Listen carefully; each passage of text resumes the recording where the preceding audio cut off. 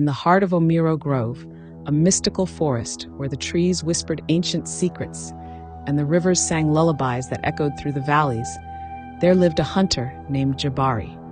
His name, meaning brave one in Yoruba, was a perfect reflection of his character. Jabari was renowned throughout the land for his unmatched skill with a bow and arrow, as well as his compassionate heart. Yet, despite his fame and the respect he commanded, a deep loneliness gnawed at his soul. He longed for a companion to share his adventures, his laughter, and his quiet moments by the fire. One radiant morning, as the sun cast golden rays through the dense canopy of Omiro Grove, Jabari set out on a hunt.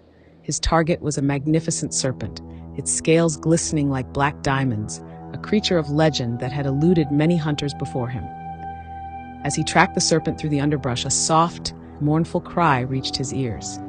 Intrigued and concerned, Jabari followed the sound, his hunter's instincts giving way to a deeper curiosity. Beneath the sprawling branches of an ancient baobab tree, he found a young woman.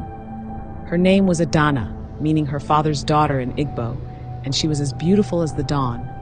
Her foot bore a small cut, and her eyes, wide and shimmering, seemed to hold the weight of countless untold stories. Jabari's heart stirred with a mixture of concern and wonder as he knelt beside her.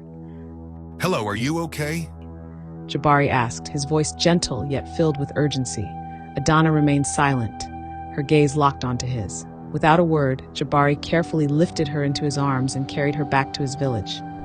His hut, nestled at the edge of the forest, became her sanctuary. Though she never spoke, Adanna communicated in her own way.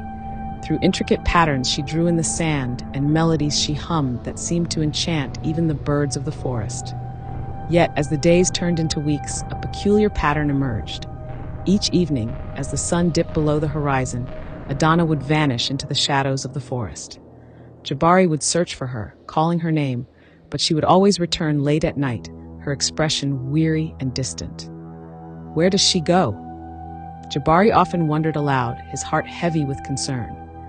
His best friend, Kofi, whose name meant born on Friday in Akan, would shake his head in warning. Something's not right, Jabari. Be careful. One fateful night, unable to bear the mystery any longer, Jabari followed Adanna into the forest. He watched in stunned silence as she stepped into a glowing mist and disappeared. His heart pounded in his chest as he called out to her, but she was gone, swallowed by the forest's enigmatic embrace. The next morning, Adanna returned, her hair tangled with leaves and her skin cold to the touch. Jabari tried to question her, to understand where she had gone, but she only looked at him with eyes filled with sorrow before retreating to bed. Jabari's heart ached with a mixture of love and fear. He loved Adanna deeply, but her secrets created an invisible barrier between them, one that he could not breach.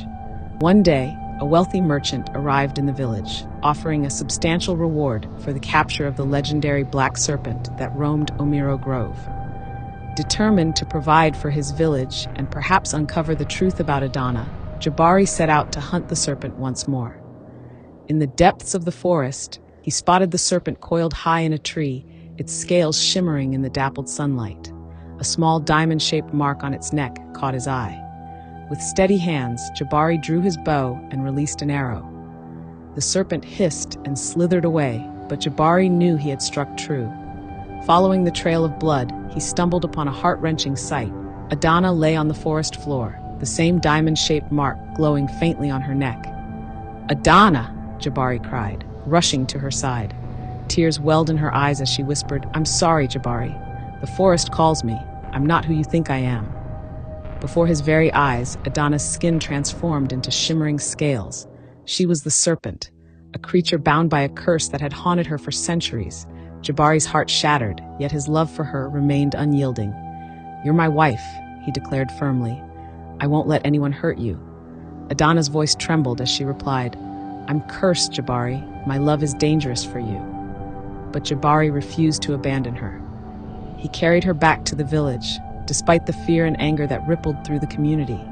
The villagers, unable to comprehend the truth, saw only a monster in their midst.